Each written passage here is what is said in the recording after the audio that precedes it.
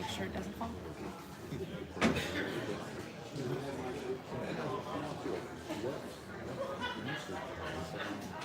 want to sit down? Are you sitting there? You want to sit?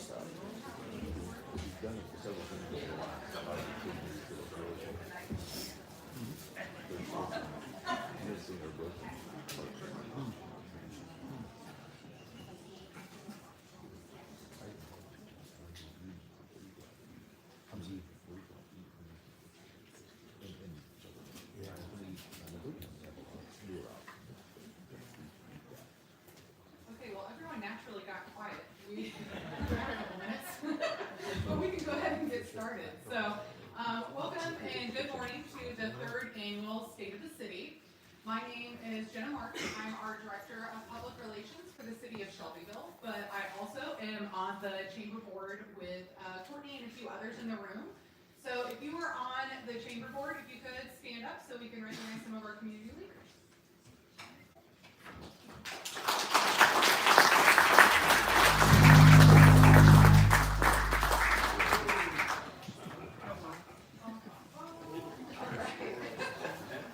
So with that being said, they're not our only leaders in the room.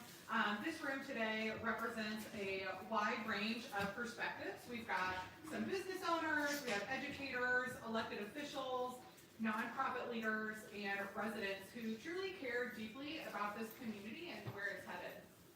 So some of you in this room are optimistic, some of you are very skeptical, but there are a lot of us that are both, and that's okay as well. So I wanted to give an opportunity for a couple of recognition pieces as well. We have some special guests in the room. We have Melissa Acton. She is here representing U.S. Senator Todd Young. And then we also have Congressman Jefferson Shreves here as well. So I want to give a quick lay of the land today. If you need to use the restroom, our restrooms are right back through here to the left. If you find yourself actually getting warm, even though it's freezing outside, we also have a coat rack for you to put your coat as well. Today is a moderated discussion, so it's not scripted, even though I'm reading off of a script. It's not something that is scripted or something that's been practiced. It's just truly an opportunity to begin really grounding ourselves in 2025, what has happened, why it mattered. We're going to learn a little bit about how decisions are made cross-functionally. We're going to learn a little bit about alignment as well between economic development, housing, schools, and then we'll close by looking forward to what success looks like and how this community fits into it for 2026 and beyond.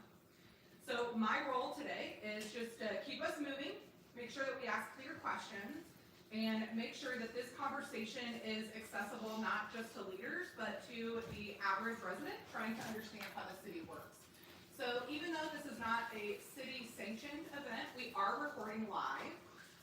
So we do have some live streaming in the back. So we do ask that you make sure that you do use your microphones, do speak clearly and confidently when we are talking about different topics. So if you're familiar, maybe you're not, we did a rebranding for the city about 2 years ago with our tagline being next door, next level. And a piece of this is the next door, where we're wanting to make sure that people realize that we've got humans leading humans in our community. And so the people that are in front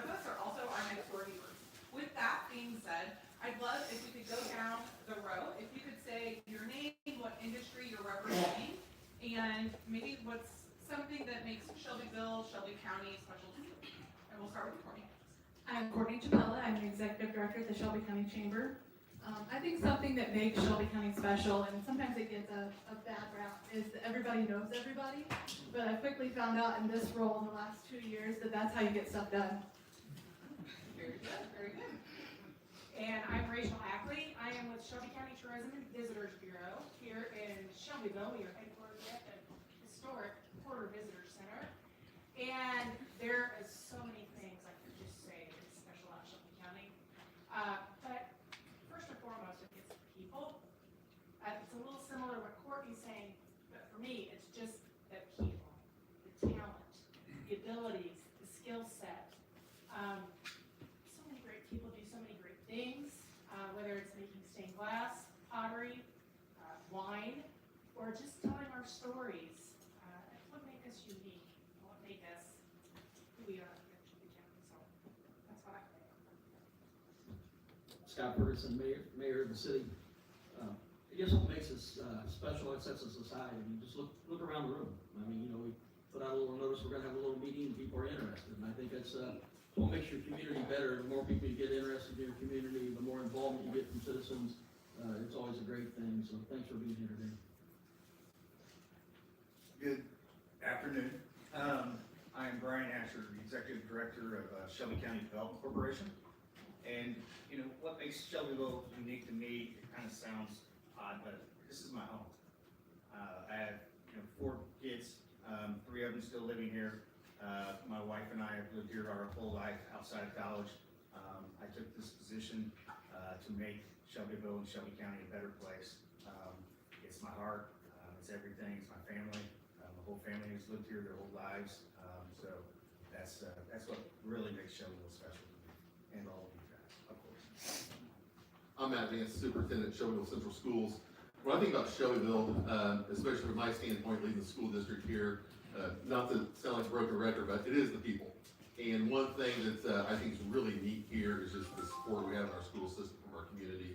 You know, if you go to any of our school functions, it's very well supported. It's always good crowds and good attendance and good participation. So I think that it's special in that aspect.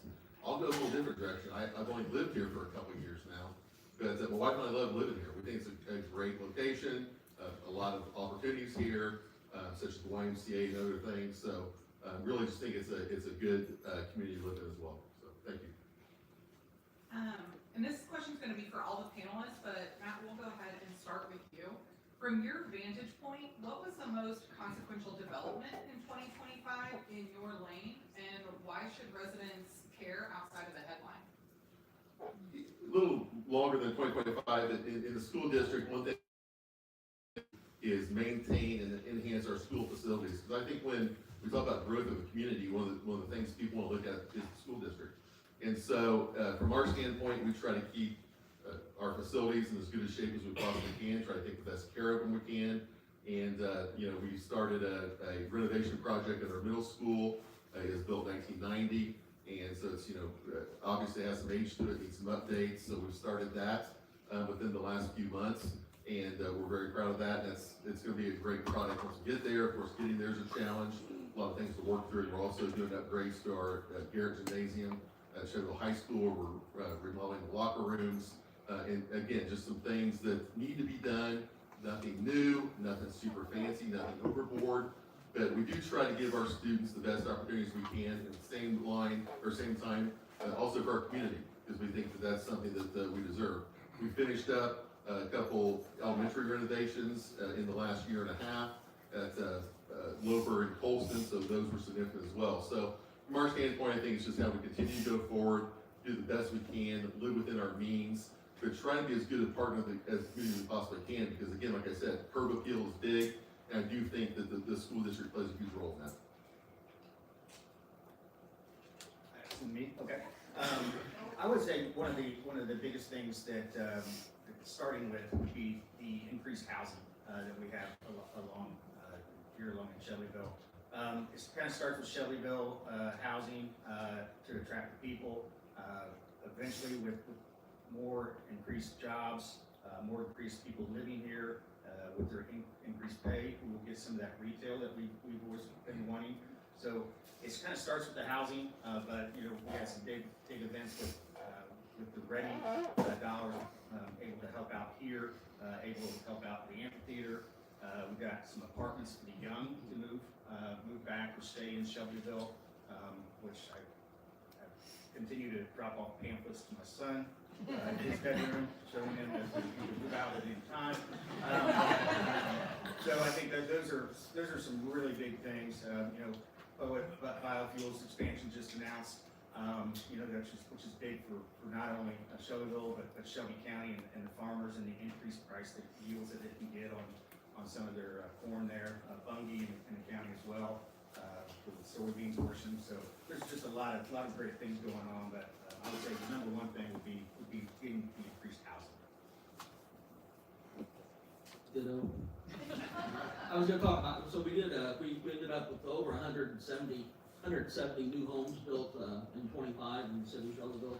It's up from, I think, about 115 in 24. So we're continuing to grow, and I think we're attracting people from outside of our community. From what I understand, and people I talk to, a lot of people moving out of Indianapolis to come be here because it's a better place to live. It's less cost of living, ease of travel, and ease of getting around. I mean, I'd rather drive 74 any day than I would drive 465 or 65 or 70. That's for sure. But I think the overall increase in the housing is good. We are currently working and always talking about jobs and trying to get better jobs. And we had several, we thought were winners last year, but we didn't get them to the finish line yet, but we're still working on them. It's amazing how long a project actually takes. We had a couple meetings yesterday with a couple of new prospects, and it's just, it's a long process, and it doesn't happen overnight. And here I am 2 years later and really haven't, from when I first took office, and then I don't think, I'm definitely not gotten where I want to be, but we're working on it slowly, and when I told everybody I was out, I kind of forgot how slow government does move, but we're appreciative for everything and all going on.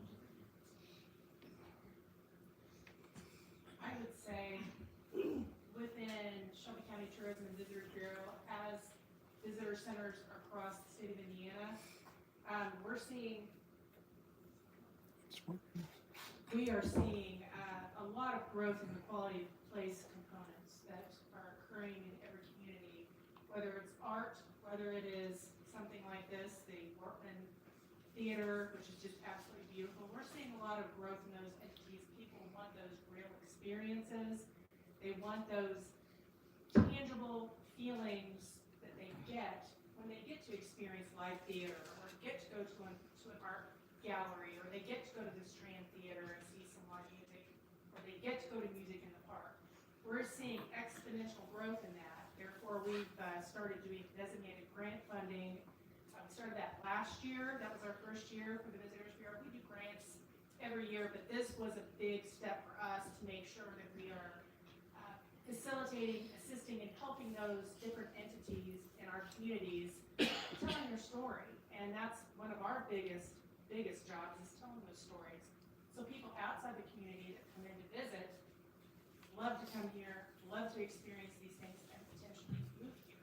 Kind of piggyback a little bit on what Scott said, I can tell you there's a lot of people that came in last year that they moved here because they came, loved the downtown, loved something in the county, in the community, whether it's I just think of the Orchard, I think of Brandywine Creek Winery. We have a national award-winning winery here. We have award-winning entities and amenities here in our community, and we're just really able to get that story out there. A lot of those projects, things that we've done in the last year. This year, we are the cover of the Indiana State Festival Association, which is a big deal for us, and that's going to help us continue to tell that story of what makes Shelby County so special, not only to visitors, but for residents as well.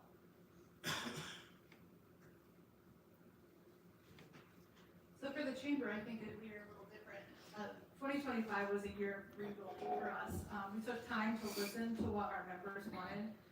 We launched our She Leads Women's Networking Series for our local women leaders, and that's been great. We actually only did it quarterly last year, and we're doing it 6 times this year because of the feedback. We've also taken time to introduce a new event series for 26 because of that feedback. I am proud to say we're over 400 members strong, so we just can continue to build on that and grow. 26. Scott, something you said is that you were not necessarily where you wanted to be at this point. What was harder in 2025 than people may realize, and what progress didn't necessarily make the news? Good questions. So I guess one of the most disappointing things I thought, that happened for our community was we had a retail client that was gonna take some land and build a retail center for us. And that just kind of fell away. I think the idea of retail anymore is getting hard in this country, not just in Indiana or in Shelbyville. Big box stores are going away. No one's building them because everybody orders from Amazon, and online has become more and more popular than it ever has been. So we thought we had something really good, and it was going well. Don't you agree? And then all of a sudden it just kind of fell off. And there's a lot of things like that we see that I get excited, and you have to get excited about some of these things, and then you run into a wall and it just doesn't happen. And I believe it's the thing that, I was hoping by now we would have had some, in my first 2 years, we would have had a big announcement of Boyer hiring 100 people, at least 200 people at $25 an hour, bringing our wages up in our community. We haven't done that yet. The housing has been great, which we're pleased with, so I don't know if one comes before the other or how we're actually getting there, but I think we're gonna get there. I said the positivity that we're seeing from outside of our community, looking at Shelbyville, and people want to be in Shelbyville more than they ever have, I think. So, and Shelby County for that. Poet, their expansion is a great expansion. Like Brian said earlier, it really helps our community. It helps our farmers. It helps a lot of different people, and they do not. Poet's a very interesting company. They do not create any waste. They use everything on the facility. So it's companies like that we need to tell the story more about in our community and be really proud of what we have. Something that we've seen on the internet is that there's a lot more questions about what the process is. And so we talked about, we're excited about some projects that potentially could have come, but they didn't. And so when there's an opportunity for a major economic development project being proposed, can you walk us through, just very plainly, how's it evaluated, who's involved, what factors matter the most, and where public input fits into that? It can be from both of you, a little bit of both. I'll be glad to jump in here. So, Aaron, you go ahead. I think, when we talk about, so we had 2 meetings yesterday. One of the companies, we don't even know who they are. They just basically told us what their needs are and what they're looking for, what kind of space. I mean, how many acres, what size building they're wanting to build. They're looking for what their cost is and what it's gonna be at that point in time.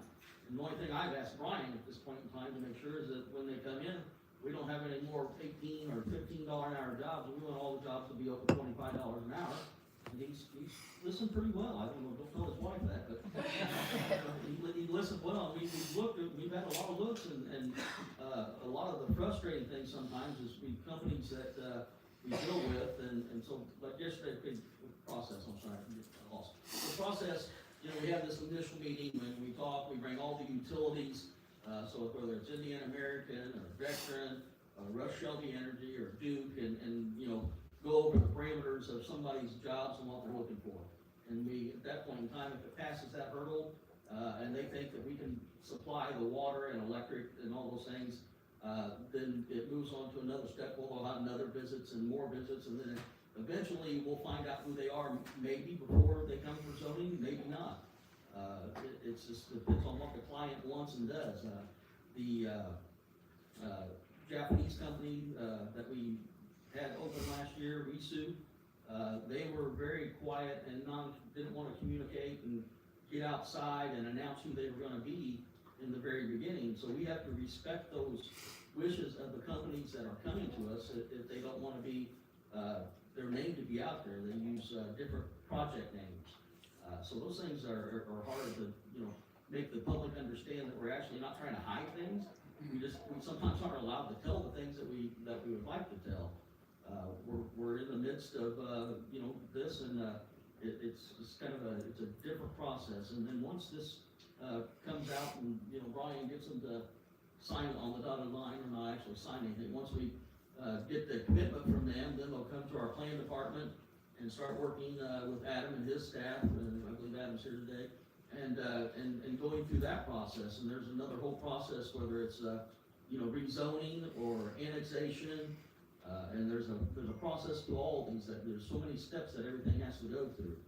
And, it's a good process to have, and I think it's a, you know, we haven't done a good job a lot of times explaining about how the process actually works. You know, when something comes in, you know, even if we approve the zoning, it doesn't matter that this thing's gonna be built automatically, then it has to go to tech review, then it has to, you know, fit within all the requirements of, our building plans and our setbacks, and so there's a lot more that goes into the decisions on these than, we let the public know about, and we need to do a better job of that, probably. And if I could take it back even, before that, so the way that my office, gets some leads, about 80 to 85 probably percent of the leads come from, Indiana Economic Development Corporation, IEDC. So, they send it out to multiple counties. So that happens in the state of Indiana, but that same company probably is looking in Ohio, Tennessee, Kentucky, Illinois. So the initial RFI, request for information, is sent out to, my office, and we try to find a location that may fit this unknown company, that is coming in, that's gonna have maybe 100 jobs, but needs 30 acres to build a certain size building on, and here are the utility amounts that they use. So, as the mayor's talking about, we have to invite in the utilities to find out if this is even a viable project to come forward. So that's kind of the start of it, and as far as some of the confidentiality, these could be Fortune 500 companies that they can't even say what they're trying to do because their stocks and the stock market is, so those are some of the things that we have to go through, moving forward. But the start of it starts in our office, and the two projects that we had come visit yesterday, which is unique. Normally, we'll get about 15 of those a year.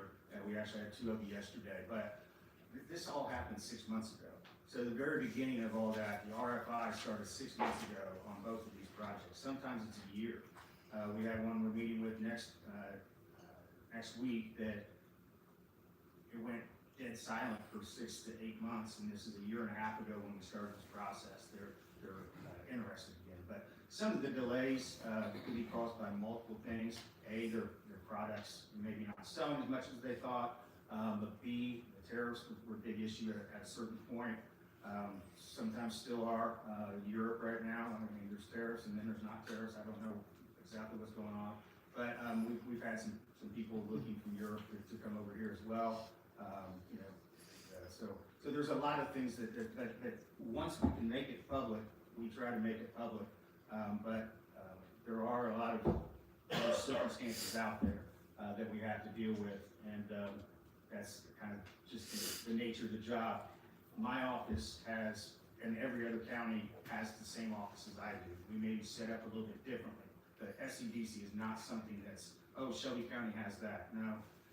Johnson County, I think, has 3 of them right now. Greenwood has like 3 of them, or not Greenwood, but Franklin and Greenwood, and then I think Johnson County has their own. Up in Carmel, up in Hamilton County, they have like 6 different ones within each city. So, but that's like that all throughout the state of Indiana.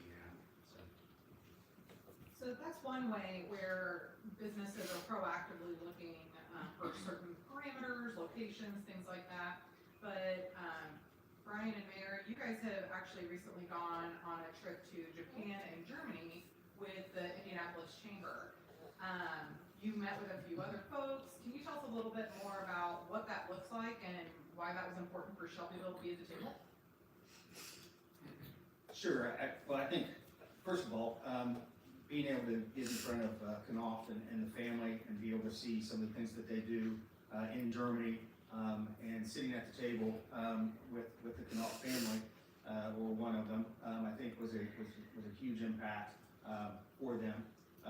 We haven't done that, and you know, I don't think the mayor's done that since Knopf came here. So that was a big ordeal. But then we got to visit with some site selectors. So I should probably mention. So majority of when I say these companies are looking, they hire what they call site selectors. Site selectors then are the ones in charge of reaching out to all of the areas that they're looking at, the economic development offices. They actually call them site eliminators.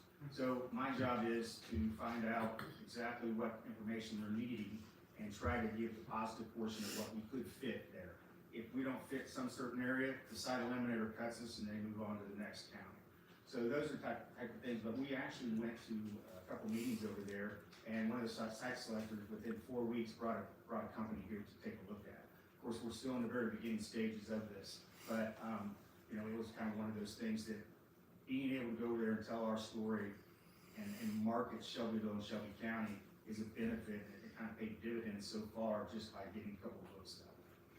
Yeah, and I would say, you know, with having 14 Japanese companies in our community, I mean, you know, people can say what they want, do what they want. I'm always gonna try and go to Japan every year just to make sure they know we appreciate them. And they do appreciate when we make our visits, and, I think that's what helped us get Rizu, which is a company who had never been in the US at all, and, really we didn't have much contact with, it was probably one of the easier projects we ever did. But I think they knew our commitment to all of our Japanese companies that we have now, and what we continue and will continue to do is make sure that we fulfill the needs of all of our companies. So we kind of concentrate on the Japanese, because we got more of those, but you know, it doesn't matter if it's, another company here in town, if they need something, we're gonna try and do their needs. And if I have to fly halfway around the world to make sure they feel safe in Shelbyville or what they're doing, then we'll do that. It wasn't a vacation by any means or stretch of imagination. I don't even remember now, I think we spent, in 2 weeks' time, spent 30 hours in, flights, was a total of over 30 hours in flights, and about another 40 hours on train. So it's not a vacation, it's, you know, sure, there's nice times, we go to dinner and have fun, but at the same point in time, I think, like Brian said, with the company we visited in Germany, in their office in Germany, we'd actually met with them here in Shelbyville, on a project 2 years ago, year and a half ago, and, it's kind of interesting. I know you, we met before, just a different country, and I think it shows that our commitment is there to do things, and I think, that means a lot, and we call it in, what I like to call it in my Japanese culture thing, is we'd like to do a lot of face time. We wanna be in front of you, we wanna tell you who we are, we wanna tell you what we're gonna do and how we're gonna do it. I think that's important for that culture group especially. I think just to anybody wanting to invest millions of dollars in our community, we've gotta be able to, you know, go the extra effort and do what we need to do. And people in Japan continue to talk about partnerships that we've had in Shelbyville with our local companies. So it's kind of getting a lot of follow the leader, so we get some leads there that a lot of areas do not, because we do now have 14 Japanese businesses, you know, starting with Ryobi in 1985. You know, that partnership has continued to grow and grow and grow as we see out there.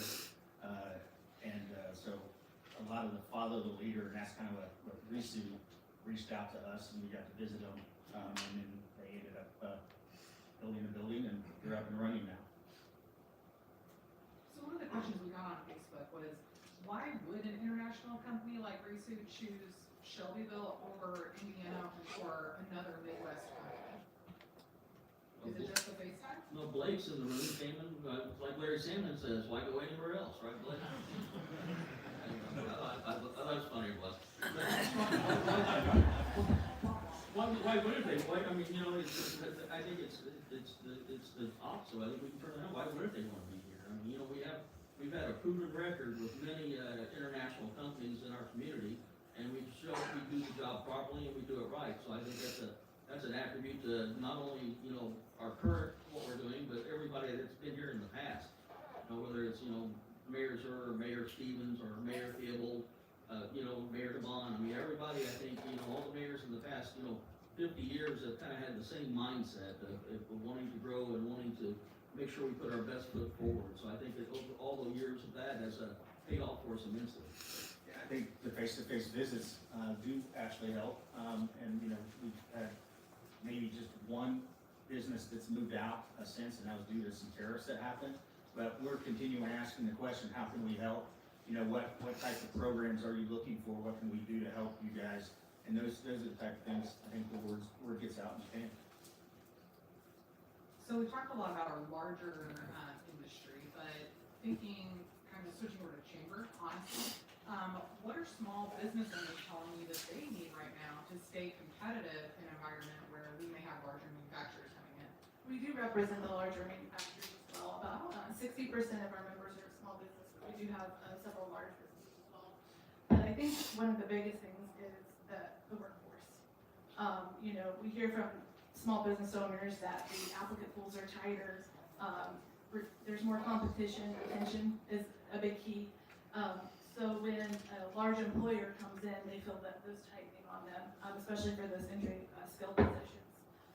For a small business, even losing one employee can make a big difference in their operations. That's where the chamber likes to come in and kind of be a connector and a problem solver. We offer things such as the HR roundtable where our HR individuals can get together. You don't even have to be in HR, you just have to have that hiring role to talk about, the real world, like what they're dealing with and how we can help solve those. We're also intentional with our future work guidelines. We have the junior leadership program where students get real world exposure to those jobs in our community. We just had our workforce one last week, and a lot of the students were amazed that they're high-paying, great positions right here in our community. So pair that with the Advantage Shelby County program and our partnerships with the schools, we're creating awareness before a lot of those employers are even meeting those employees. So thinking about working with those small and big corporations that are here in Shelbyville and Shelby County, where do you see local systems like the city, schools, workforce pipelines that you talked about, where do you see them needing to adjust faster so that the smaller businesses aren't squeezed when this major growth happens? So one of the things we have found is just communication is key. We've had a lot of our small businesses reach out and say, well, this is what we've heard. Can you help us figure this out? So, everybody knows growth's exciting, but there's a lot of moving pieces, and small businesses are usually managing that, when they're wearing many hats during their day-to-day operations. So I really think communication is key there. Excuse me, sorry. Dr. Vance, this industry recruitment and retention, it honestly directly affects our housing demand, which then turns around and affects your school enrollment. We've seen some conversations going along, especially with the progress on progress. I didn't think that one through. Progress on progress. How intentionally are these conversations happening there at the school system in regards to growth patterns, how they affect classroom ratios, staffing needs, and your facilities that you're planning? Well, first off, I'll say this, Shelbyville Central Schools is open for business. We like these kind of conversations about growth and housing. And, in regards to your question though, we've been on, since really 16, 17, we've been on a bit of an enrollment decline. Back in 16, 17, our enrollment was 3917. This past October on count day, we were 3596. So you see there in almost a 10-year period of time how our district's gone down in enrollment. That's substantial. Our second count day for the year is in February, comes up Monday. I ran some numbers this morning, and we always drop some from October to February. And right now I'm a little optimistic that maybe it wasn't as much as I predicted. So I'm gonna hold my breath there. But the bottom line is we have not seen the growth yet from housing and industry in our school districts. Maybe a lot of those families that have moved in, maybe don't have children school age, or maybe just don't have them yet. And so we're optimistic about that. We did do a study last spring in terms of enrollment projections. We had a demographer come in, and kind of what he showed us going to the mid-2030s is, we'll still see a little bit of a decline, then maybe a little bit of stability, but we don't expect to see a lot of growth, and I hope that changes, of course. But the bottom line is, if we do have some growth, we can accommodate that, we can adjust, because of what the decline we've had, and, we do have room. We have some of our elementaries may be a little more crowded than others, but we still have room, so we can adapt to that. And as we continue to keep our eye on that, that's something the course will prepare for going forward. So that sounds really challenging for you as a superintendent. So between like tax cuts and lower enrollment, what planning stage or how are you hoping to help stay competitive in an academic area where people can transfer prefer or choose their school, what does that look like for you? Great question, because you just did a lot of points right there. So, number one, and I probably should have said this to begin with, but we're talking about school enrollment, that is dollars, because it's tied to children. So every time we drop an enrollment, that's a drop in our funding. On the other side, we look at what's called our operations fund and our debt service fund, which comes from tax dollars. And so you've heard a lot about SE1 in the last year, and that's given us a substantial hit as well. I kind of look at 26, 27, 28, those 3 years going out. We're going to see close to $2 million drop due to SEA1. Alongside, as our enrollment drops, that's a continued funding drop for us. So we have to adjust to that. We've done that. We've started preparing for that. We made some cuts along the way going into this year in terms of positions and just really digging in to see where else we can save money. The bottom line is we try to save, number one, security is our top priority, and we're also trying to save as much programming as we can for our schools. It's going to be extremely challenging. So we hope that, again, I hope that the enrollment comes around and helps a little bit, because it is very difficult as we plan ahead. You mentioned some of the transferring, now in Indiana, you have, basically our schools are open, and we do have a good number of students coming to our district from other districts. We're proud of that. We feel like we have a good product. We offer some programs that maybe other schools don't.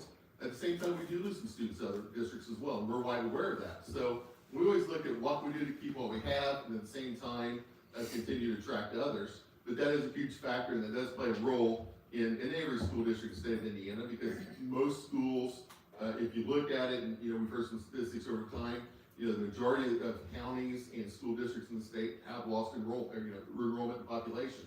So, it's not like that's just something we're the only ones dealing with that. But the bottom line is we have to deal with it. We have to look at ways to prepare and, be ready so that it doesn't hit us all at once. What would you like the average citizen to know about the school system, and what ways can they get involved to support it? I think number one, when you talk about schools, there are a lot of things that go on in schools you can't measure. For example, I walk our halls every day, and I see things that our staff members are doing, our students are doing, that just kind of, makes me smile. It's exciting. I need those kind of things. I like to see those kind of things firsthand. When I leave here, I'm stopping by a school, and I'll see something in a hallway or a classroom, and I'm like, that's special. You can't measure those kind of things. Yesterday morning, we were out of school Monday, Tuesday, Wednesday for weather, of course. Coming off the weekends, that's 5 days that our students were not in school in a row. And I was at one of our elementary schools for arrival. I saw students running off their bus, smiling, hugging their teachers, hugging their principals, those kind of things. Again, we can't measure that. That's a hard story, to always get out there. But those kind of things that are very special to me. I was a high school principal. Kids were never excited to see me. I love being in elementaries where kids are excited to see their teachers. There are a lot of those things go on that most people don't know about.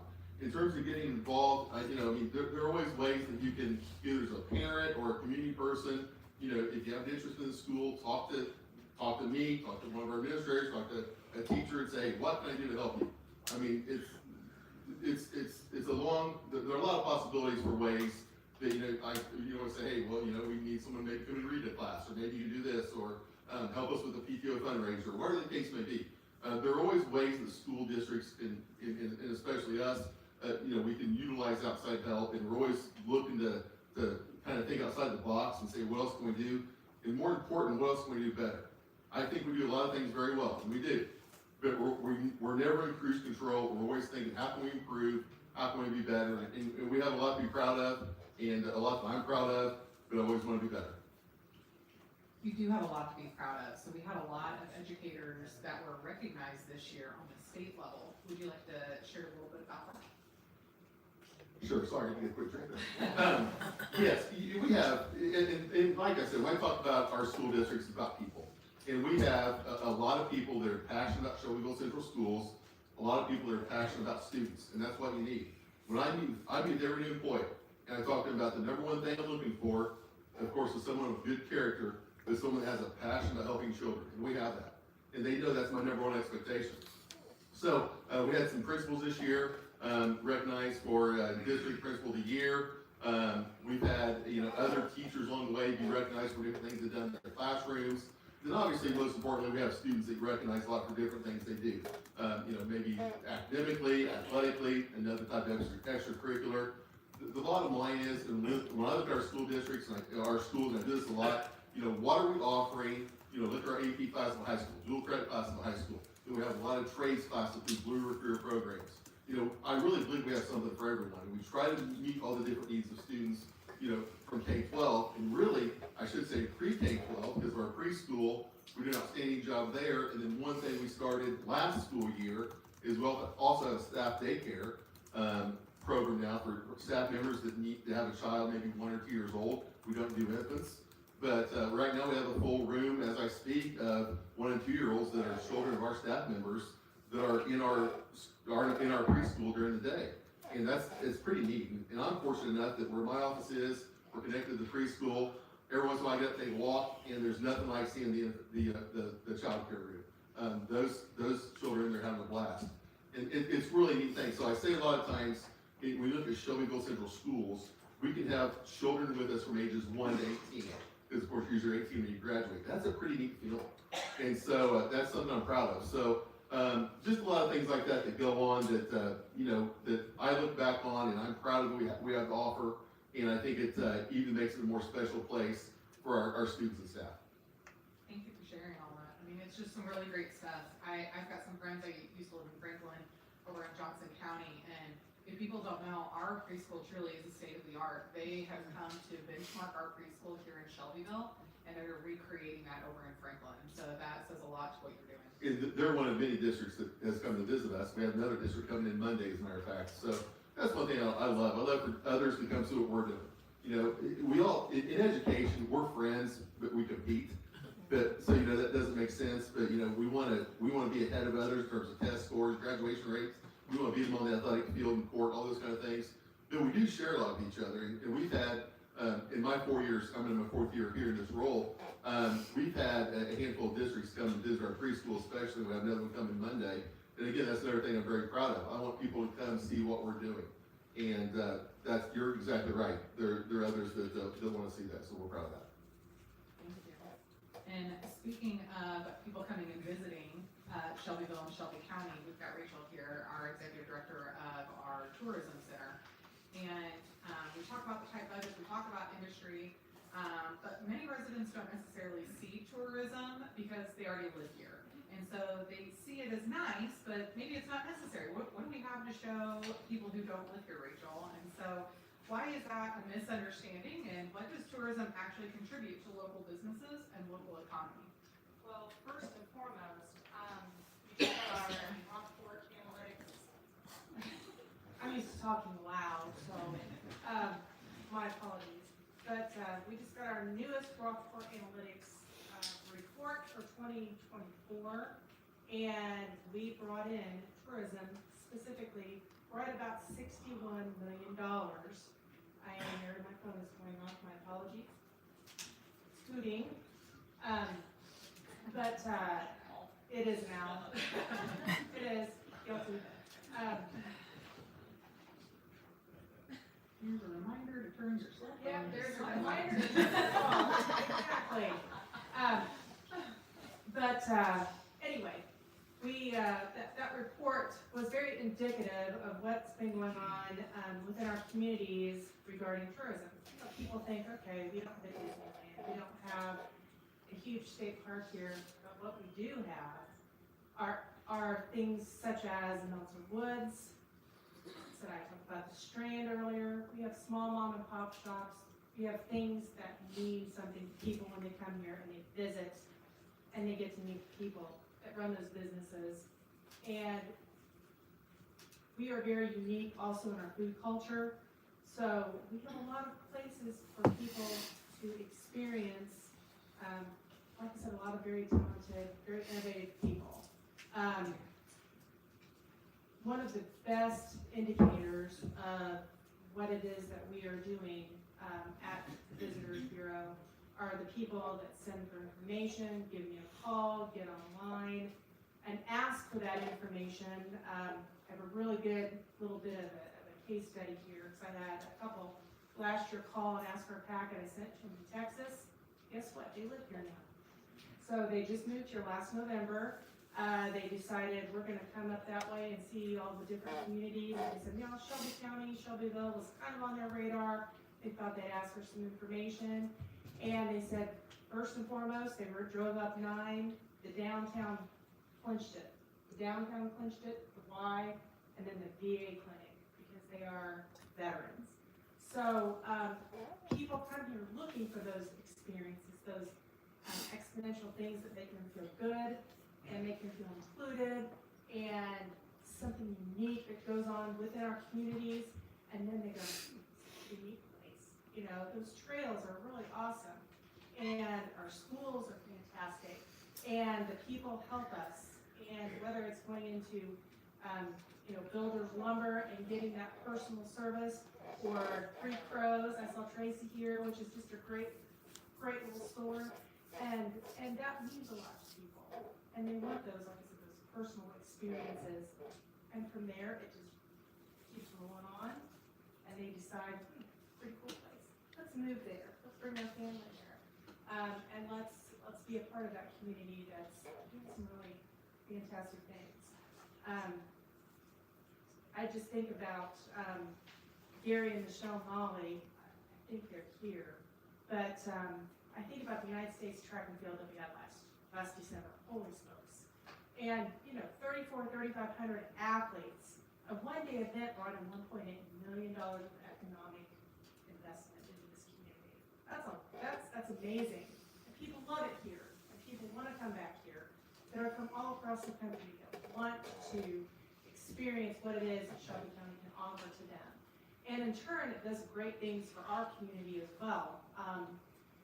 That investment, that economic impact that tourism brings, saves each household here about $788 in taxes. If they don't pay, we don't pay, I live here too, that's $788 worth of savings that I have on my property taxes because of tourism. And those are hard numbers that are meaningful.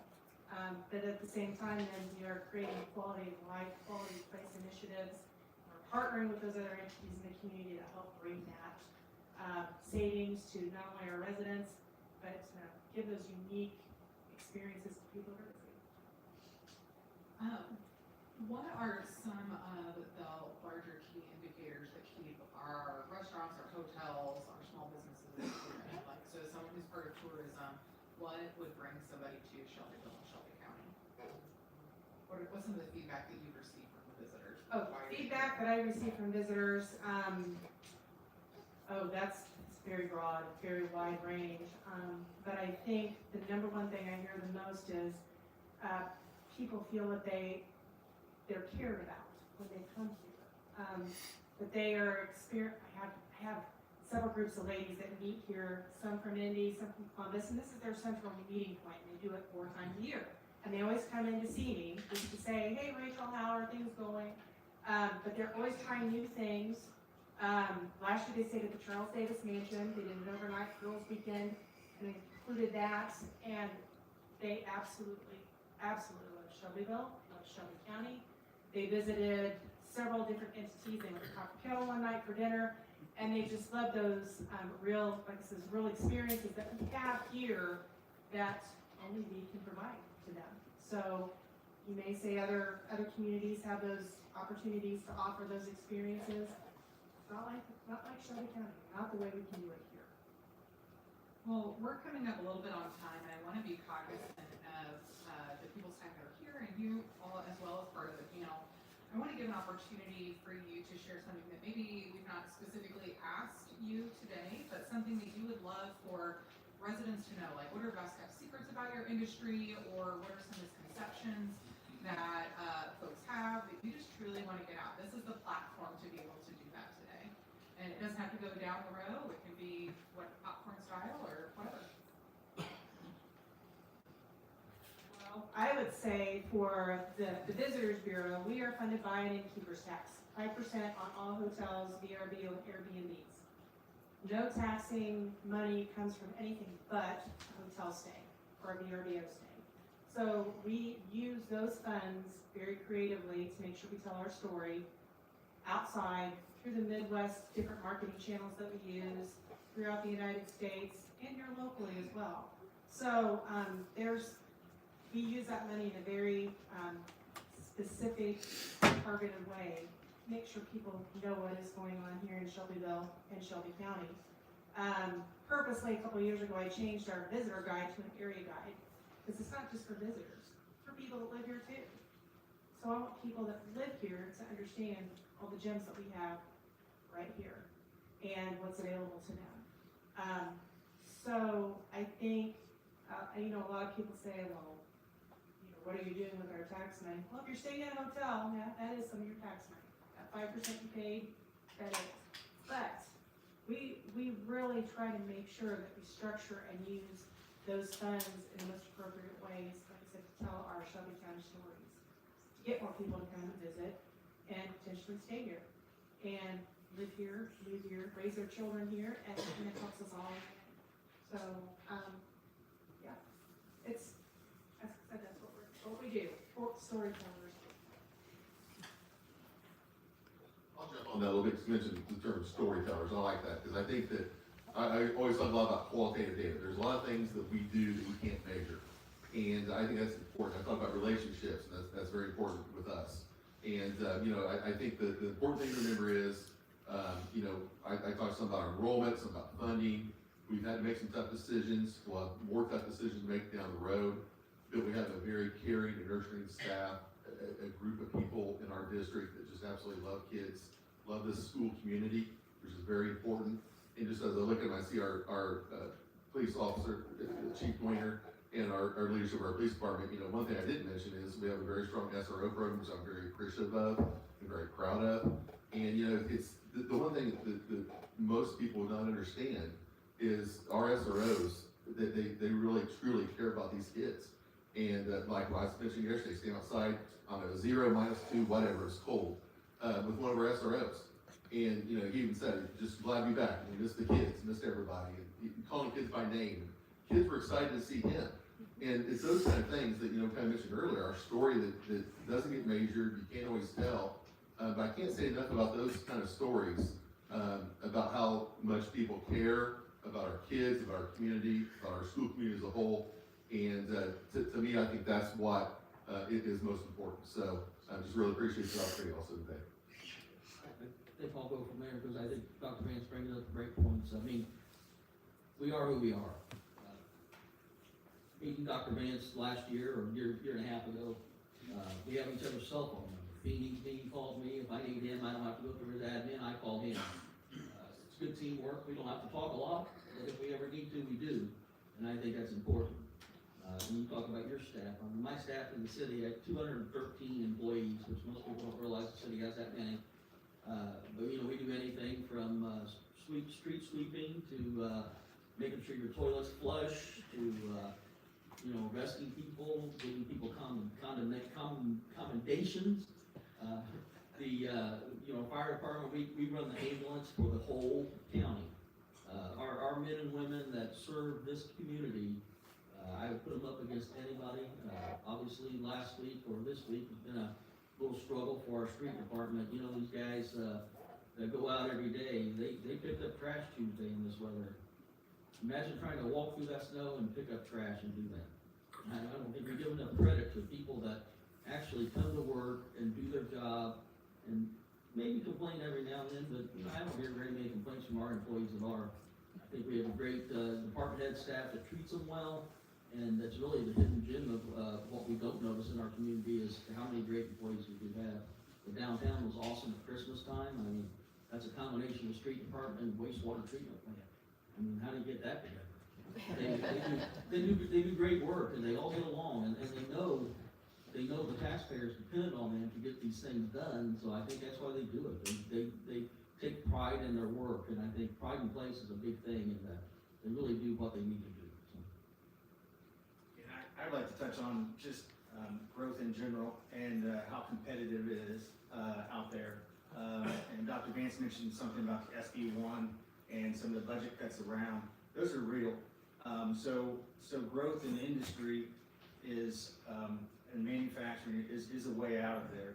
The city council and the county councils have tough jobs ahead of them moving forward here, and those dollar signs are going to make a lot of sense. But I mean, for instance, you wanna talk about the dreaded word of tax abatement. Well, tax abatement is actually a tax phase-in, so they are paying taxes.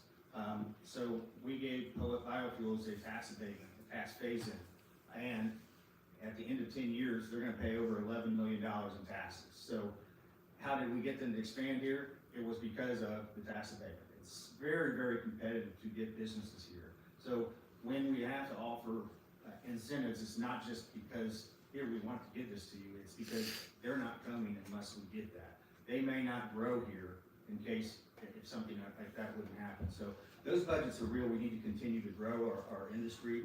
We need to continue to get more and more taxes coming in from businesses. And I will do everything I can in my power to continue to attract those businesses. And like I said, city council and the county councils who run their budgets have a tough job moving forward, but we appreciate everything that you guys do. And thank you for being here today. Well, I'm gonna take this time to say thank you because, you know, most of you out here are chamber members and the chamber is ran solely off of our membership dues and events. So thank you for supporting us. I also want to say thank you to Sierra and Ashley, my employees in the back. Ashley is taking pictures and Sierra is running the live stream. So I want to say thank you to Jenna for helping put this together and just thank you for the city for their support. Awesome. Well, let's go ahead and close with zooming out. We've talked about today a little bit about everything between economic development, housing, schools, business, tourism, international relationships. I mean, the thing is that they're not all separate conversations. They're all part of the same ecosystem. So when our alignment is strong, growth feels intentional. So when that alignment breaks down, growth can feel a little chaotic or worse, imposed. So what this should do today and what the goal is today is that it should give the community confidence that we do not have all of the answers, but that these conversations are happening more openly. They are more cross-functionally and with greater accountability than honestly ever before. So the state of the city is not a finish line, it's just a snapshot of what we have here in the city, and the future of Shelby County won't be decided by one panel, one project, or 1 year, but by whether people stay informed, engaged, or are willing to ask the hard questions to help shape the solutions. So thank you guys for showing up, and thank you guys for leaning in and caring enough to be a part of this conversation. So if you guys could join me in a round of applause for our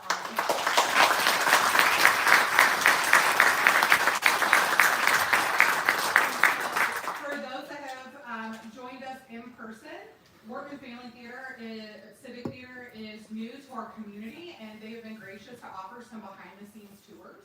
So if you're interested in seeing behind the scenes of this theater, please join us in the lobby. If you are joining us virtually, please feel free to reach out to the Workman Family Theater. They're happy to schedule tours anytime, within their business hours, of course. But if you also are just here and ready to go to lunch or do whatever you need to the rest of the day, please enjoy the rest of your weekend. Thank you. Thank you. Yeah.